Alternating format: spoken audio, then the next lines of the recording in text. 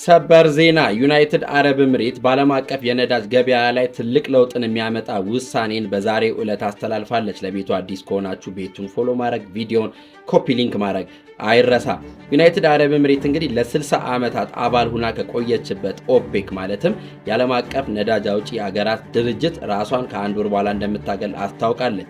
ኦፔክ የተመሰረተው በ1960 ሲሆን ከተመሰረተ ከ7 ዓመት በኋላ ነበረ ዩናይትድ አረብ ኤምሬት የዚህ ድርጅት አባል የሆነችው። ኦፔክ በዋነኝነት የዓለም አቀፍ የነዳጅ ዋጋን ይቆጣጠራል። እንዲሁም አባል ሀገራት ምን ያክል ነዳጅን ማምረት እንዳለባቸው እንዲሁም ደግሞ ምን ያክል ነዳጅን ለዓለም ገበያ ማቅረብ እንዳለባቸው የሚወስን ድርጅት ነው። ዩናይትድ አረብ ኤምሬት እንግዲህ ከአንድ ወር በኋላ የራሴን ነዳጅ በራሴ መንገድ ነው የምሸጠው፣ ዋጋም የምወጣው በራሴ መንገድ ነው፣ እንዲሁም ደግሞ ለፈለኩት ሀገር በፈለኩት መጠን እሸጣለሁ ብላለች።